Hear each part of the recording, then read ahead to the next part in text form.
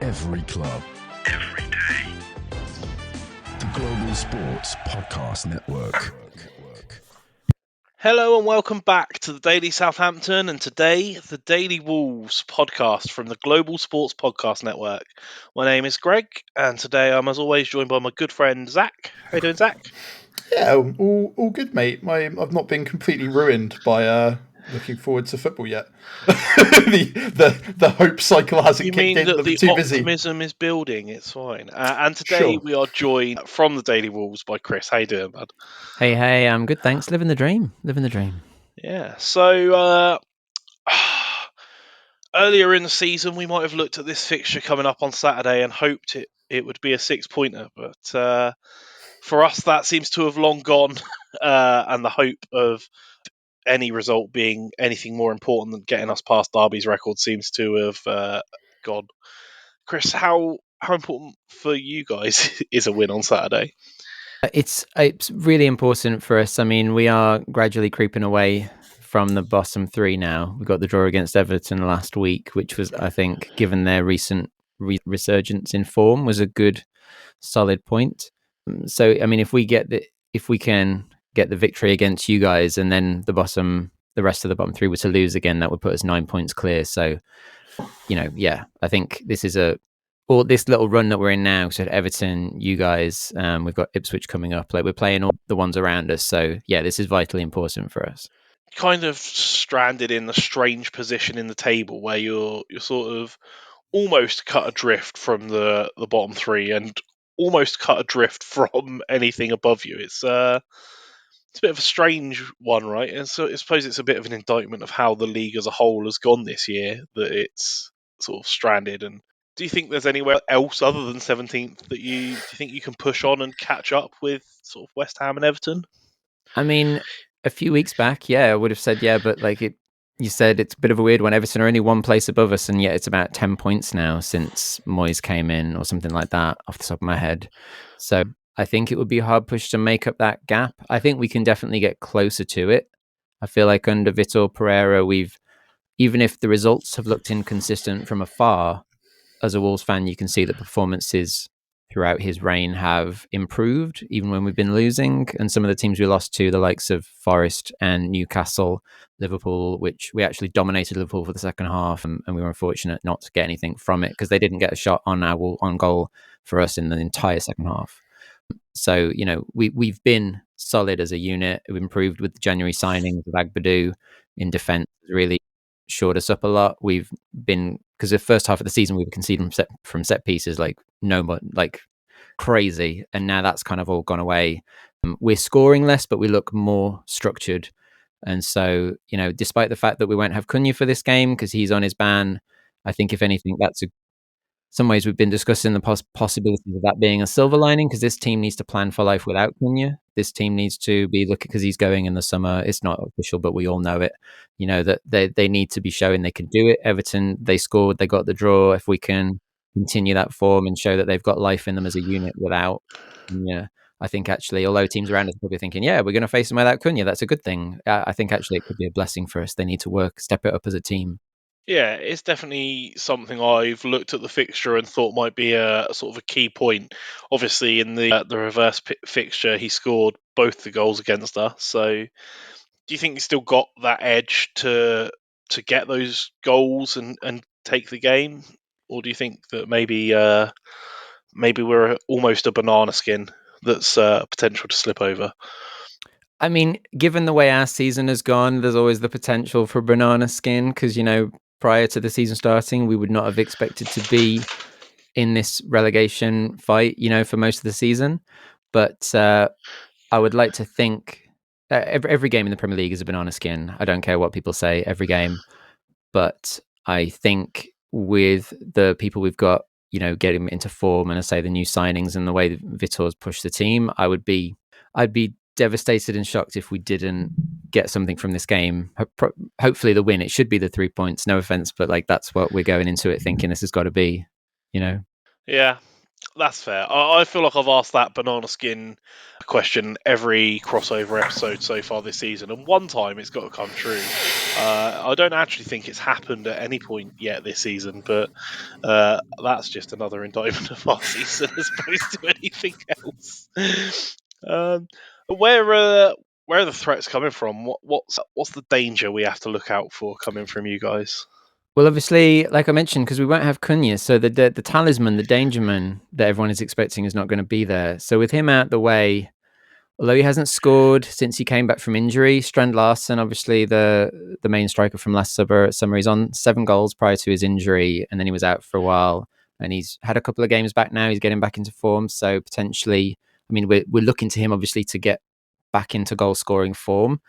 But to be honest, the most interesting dangers, I would say, it depends whether you're talking as a if we discount goals for a second, the people that have been stepping up like recently in terms of performances within the team, Andre in midfield, I mean, he dominated that game against Everton. You know, he's the anchor, the linchpin defensively that just holds it all together. I think he won 12 turnovers in that game and was like 5 ahead of the next person. He like won so many one-on-ones, it was ridiculous because he's the linchpin that protects that back line.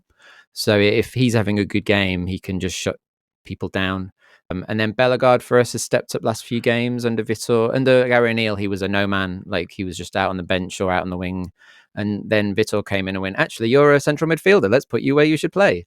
And suddenly he's like, creating assists and scoring goals and just looking rampant. And it's like, where did this guy come from? And it's the epitome of a new signing that is not a new signing kind of thing. So yeah, that's probably where the two I would say interesting names to look at. Yeah, playing players in their right position is a lesson that a lot of modern managers really need to learn. Not least our manager. Yeah, I feel like we had this conversation, an element of that conversation last time we met. Yeah, a different manager and same nonsense. It feels like we're making steps in the right direction after the last game, but yeah, I don't know. Zach, does hearing an out of form striker trying to get back into form fill you with confidence, or does that sound like the rest of our season? Sounds like the rest of our season. Probably score a hat trick. That's kind of how it goes against us at the moment, isn't it? How many out of form strikers and players have we given an opportunity to this season? I can think of just a couple off the top of my head. Rashford at United managed to get a goal against us. He's not even at United anymore. Well, for the foreseeable. We've just had. It's been a. Jadon Sancho. That was the name I was trying to forget. Right, like that was how we both realised he was at Chelsea. Like we just entirely forgot he disappeared off the planet. So yeah. One of the few questions I did want to ask. I had a couple of conversations with some Wolves fans on Twitter after the departure of Mario Lamina. Because I found that to be, I thought he'd really grown up when he'd gone to you guys and then proved to kind of be otherwise. And I think it's really disappointing for somebody to be a club captain and then just go, a new manager now, can't be bothered. And I imagine, I don't know, what are your feelings on that whole situation? Yeah, it was an interesting one. It's a shame because he tarnished what was becoming, even just a year or two, a really good, legacy at Wolves. And to be honest, I think Vitor, if anything, was a little bit confused and hard done by because the fallout was from Gary O'Neill's reign, and he just never recovered from it because he'd lost the captaincy under O'Neill through the fight after, I think it was the Ipswich game on the pitch, or a tussle after. He had a couple of tussles, one after Newcastle, one after Ipswich, and so like he got stripped of the captaincy, and then he kind of refused to play, and then Gary O'Neill went, and then Vitor came in, and he was already not training with the team and like saying I want to go, and Vitor obviously was like, well, I've asked you again if you want to stay, and he's like, nope, I want to go. So he's like, I don't want to play someone that doesn't want to be. Oh, that was it, because they went to play. I think we went to play someone, and Vitor said, because he's fit again, are you ready to play? And he went, no, I'm not coming on the coach. I'm not going to play. So, but it was literally from the aftermath of Gary O'Neill's reign. And I feel like Vitor just walked in and was like, what is going on? Trying to deal with this. It's disappointing. I was able to, I can't remember who it was that I was chatting to on Twitter, but it was able to point out the montage that he created when he kind of got done with us.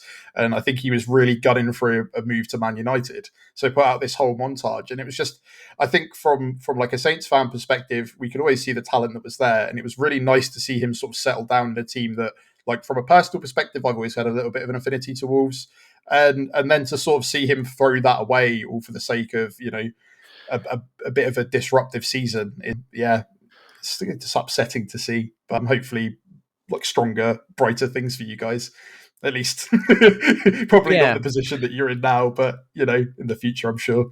Yeah, I feel like because Vitor Pereira that's come in seems a lot more strict, shall I say, disciplinarian than O'Neill, who was much more like I think arm around your shoulder kind of guy, wanted to be their mate, and that kind of worked for Lamina to an extent until it didn't work. And then, so when Vitor's come in and this guy's like, well, I'm not in the mood, I don't want to play. He's like, all right, then off you go, because I don't want people in that are going to disrupt my dressing room. And that was it. Out the door, mate. You're gone. And with most people, Vitor says, you get one mistake is fine. You make the same mistake twice, then I don't want to know. So it's a simple. He's actually said that in an interview, pretty much. So it's like, yeah, I'm not having any mess in my dressing room. They're good. You want to be here, you want to be here. If not, get out the door. I think it sounds like the sort of no nonsense that we need, to be honest. Yeah, I was going to say, do you see? I know that we're running a little bit for our first outbreak, Greg, but do you see any contrasts with our team? Because I certainly do. Yeah. The main difference being that it seems to be working at Wolves. Well, they also had a new manager bounce. Yeah. Ours was a draw. We had a 0-0 draw with Fulham. What more do you want? That was under the assistant manager, Greg, not the actual. It was under our caretaker. It wasn't even under our new manager. Our new manager bounce was a 1-0 loss to West Ham. So.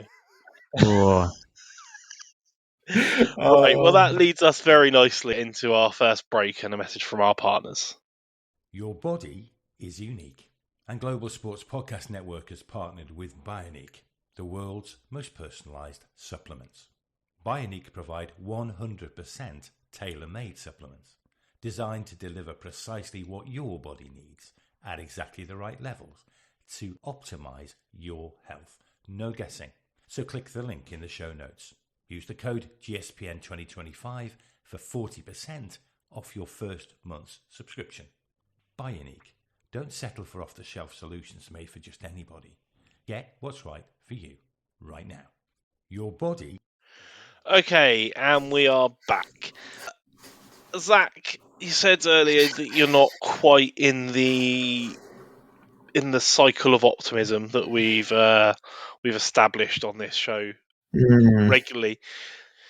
How are you feeling about the game? What do you think is a good outcome? Is it bad that like my optimistic outcome that's perfect is just going to draw at this point? Because I genuinely think that would be something that's building on that Liverpool performance. Because once again, I don't think that the scoreline was necessarily reflective of how well we played.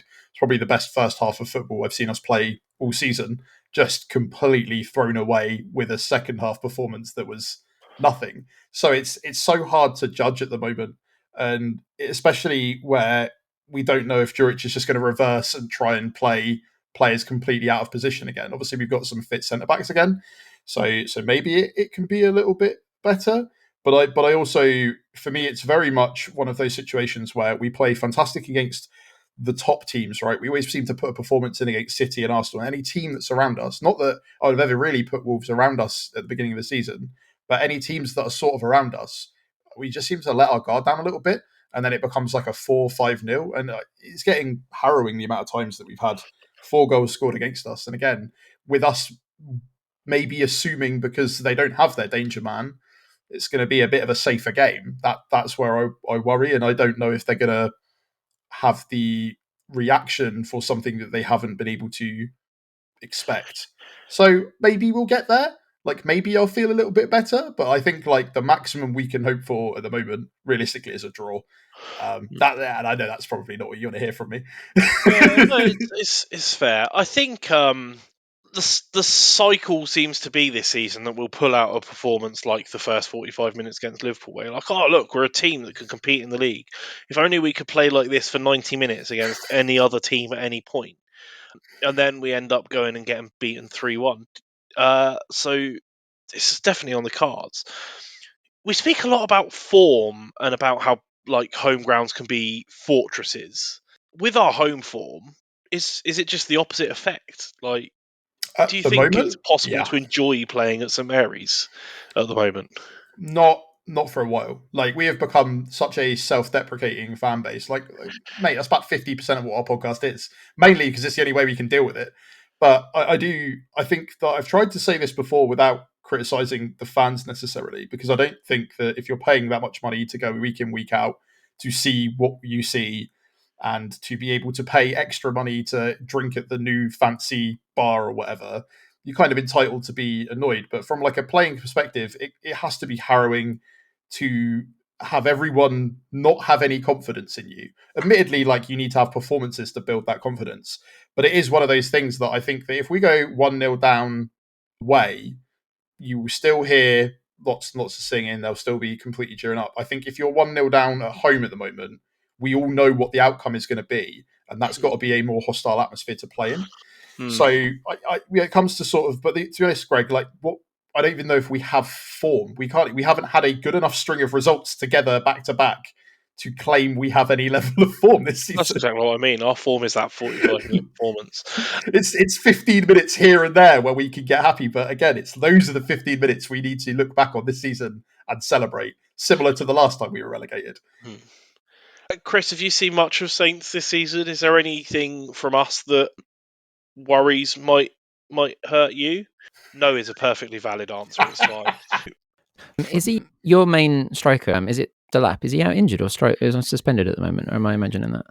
Oh no, I'm thinking of someone else. Because it's Ipswich. Yeah. Delap almost came to us. That would have been a wonderful transfer, but we could not get that one over the line. Wrong pod.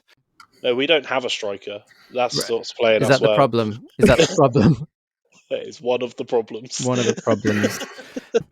To be honest, yeah, I don't. I've been so, we're so focused on battening down the hatches ourselves right now and trying to just like get through this and maintain Premiership survival, that you do get a little bit kind of tunnel vision sometimes, and you just don't necessarily look too far outside. So there may be things I'm not expecting, but I'm not. I think the main thing I'm scared of is say, whilst I said it's a silver lining that they need to kind of step up, and they have a little bit against Everton as a team, I am worried that they've got too reliant on Cunha. I know that's turning it back in a little bit, but just that we have become very much a one-man show. If you look at most of our goals this season, I think it's over 40% have come from him. Pretty much all of them in our victories or draws. Most of the other people, like Larson that we mentioned, scored 7 goals. Not a single one of them has gained us. I think one of them gained a point, the draw against Tottenham. The rest of them are all in defeats. So it shows you, and you mentioned Cunha scored 2 of them against you. We are very much that one-man band. So whilst I'm hoping they continue to step it up as a team, I'm a little bit frightened of the fact that they're going to go away and be like, what do we do now? Oh yeah, I get that. I understand that tunnel vision as well. It's much harder to motivate yourself to watch Match of the Day when you watch what we have to put up with. Totally, and you're always on last as well, or somewhere like that, because we got the 1-1 draw with Everton. It's like, we're going to be on last. Yeah, very much so. I don't know. I was trying to. Unless the only reason you're on, one of us is on near the start, is if, like you say, you get trounced 4 or 5-0, and then they put it on just so that the other team, they can talk about Liverpool for 10 minutes or whatever it is. And you're like, great, thanks, guys. Yeah, no, that's a very familiar tale. That's my one hope of optimism. My one point of optimism, Greg, by the way, is that the reason that I think we could draw out a draw is if Wolves struggle to score against us, I don't know if we will score this time round. Like, our goal against Liverpool was the softest goal I've ever seen, right? It was 100% small bone, capitalising on a mistake that probably shouldn't have happened from both Alisson or Van Dijk. And that is not something we're usually that good at and have been that good at this season. So, if we could just grind out not scoring and also not conceding, that's why, as I said, for us, it's probably an optimistic outcome. And I know that it shouldn't be that harrowing, but honestly, Greg, it's hard to see. I don't know if being optimistic for a 0-0 is going to motivate my drive down to the I have told you before, Greg, if we get 4 or 5 games under our belt that are 0-0 draws and we get over the points tally, we're over the points tally of not being the worst Premier League team of all time, whereas everybody else wants it to be fancy and a win by 3 goals. I remember that the amount of times that you've been like, I think we're going to win by 3 or anything where they score more than 2. And I'm like, we have struggled to score more than 2 in a game nearly every single game this season. The idea that we're going to score 3 to win is wild, and I struggle to see where we're scoring goals from at the moment. I really am, because we still we're still not just not firing properly. Like once we even get anything into attack, it kind of just peters out, right? Yeah. No, you're right. I think I think if you add up I know we don't give a lot of credit to XG as a stat, but I think if you add up our last 4 games, it almost equals 1. That's what I mean. And it's again like there will be a episode at some point, maybe, or on an interview of our technical director, and talking about sort of some of the problems we've got where. Yeah, when it comes to sort of the players at the moment, how many don't really want to be here?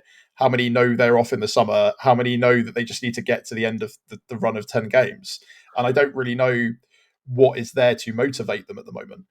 And that's kind of reflective and has been reflective on the pitch. I think Anfield was a big opportunity for them to kind of put themselves in the shop window, be on the global stage. And I feel like it's going to be back to, there's no disrespect to Wolves, but it's going to be back to sort of quote unquote reality, right? Where we're just going to have another home game where I can't see anything super exciting or out of the ordinary kicking into gear without anything hugely other than not being the worst Premier League team in the world to play for, which really upsets me because they should really want to fight to not be part of the worst Premier League team of all time. And it's baffling that they aren't.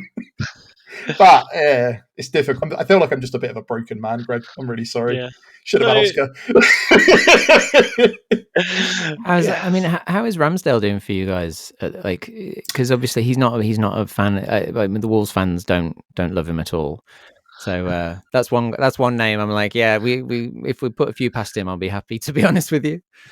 I think he's been a standout. I think it would have been a lot worse without him. And the times that we haven't had him this season have been significantly worse, right? I will put that down to a couple of the results that Russell Martin got were because Ramsdale was out injured at some points, right?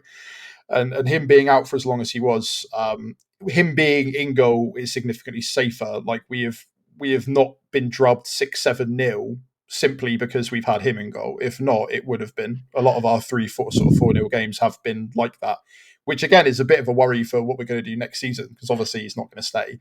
I'd be very, very surprised if somehow we managed to retain him.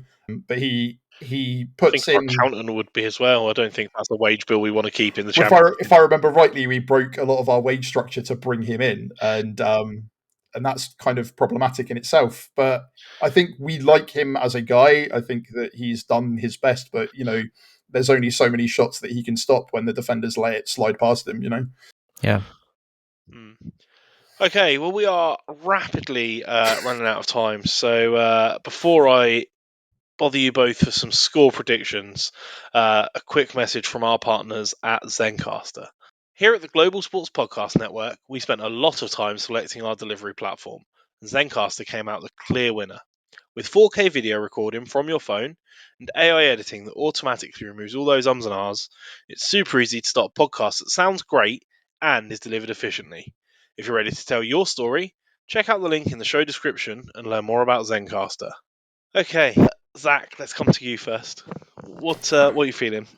As I said, like ideal and hopeful, and something to actually build on a performance that isn't unrealistic. We're going to win like 4 or 5 goals. Would, in my opinion, be a 0-0 draw. That is what I would like to see, because I think that if we can prove that we can we know we can't score at the moment, but if we can prove that we can actually keep a clean sheet with playing centre backs in a centre back position, that would show some semblance of progress. And, Juric is already worried for his job at this point, and he needs to show something that isn't just, death by rigidity to your football tactics, which we've already had one manager disappear due to that this season. So, yeah, it's nothing flashy. It's nothing exciting, but it is something that I think would show at least a semblance of progress towards a better outcome for the season than what we have experienced currently. Okie doke. Everyone looking forward to a 0-0 draw. Thank you, Zach. Pragmatic. Chris, how are you feeling heading into the game? What are you thinking? I mean, I touched on it a little bit. I'm thinking we really need the 3 points. We want to push clear of the relegation zone. I would like to think that Vitor is going to send them out being, look, right, we're just going to come out all guns blazing. That's what I'd like, is in terms of, we've had some tough games, but now we need to put this to bed and get get out of this situation. This is a chance to really put it all behind us. So I'm going to, and also keep a clean sheet, keep that goal difference growing as well, which has been moving back in the right direction, because that's an extra point in itself at this point in the season. So I'm going to go with, I'm afraid I'm going to go with a 2-0 win to Wolves, because I also want the clean sheet, and Agbadu's been outstanding. And I'm going to say, because I want them to get back to scoring form, Larson to get one, and then maybe off the bench, because I don't think he'll start, Hwang to get one as well. The two people who really need to be scoring if Kunyu's not going to be with us. That sounds fairly reasonable. Thanks. Yeah, Thanks. No, I respect it. Look, it's not going to come as a surprise to any of our long-term listeners that I have come through the circle of optimism to the point in the week where I'm excited for Saturday. I'm yet to predict a Saints loss this season, and it's not starting today. I think 2-1. Because I think we're going to win, but I don't think we'll keep a clean sheet.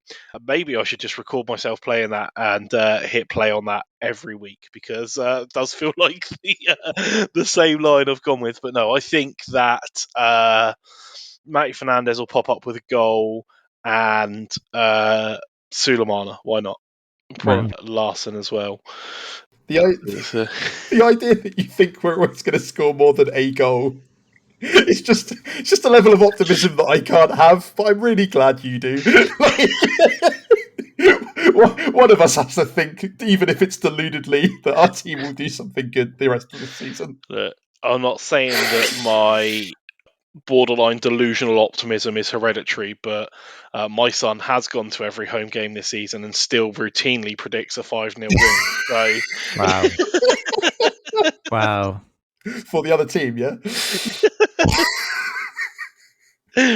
Okay, well, that is just about all we've got time for today. Chris, thank you very much for joining us. I would say good luck with the rest of the season. I suppose I could almost say that, but you'd need not to for us to salvage ours, but actually I think that point's long gone. So, but thank you for joining us. No worries. It's been fun. And hey, in regards to your son, and also because it's similar for some, I know we're just outside the relegation zone, but there's young fans this season I've met through friends and family. It's their first season going to lots of games, and they've witnessed nothing but lots of losses at home because but you raise them this way, and they've come through the doom and gloom, and then they've got all the highs to look forward to, and plus it's character building. Character building. Exactly, character building. That's where I was going with that. So it's going to get expensive when you need to take them to Wembley every other year for the next 10 years, mate. Yeah. I would take it. I'm with that. All right. Well, thank you, everyone, for listening. Go and give the Daily Wolves a follow on all the socials and give them a listen. Thanks for listening, and we'll see you next time. Hey. Every club. Every day. The Global Sports Podcast Network.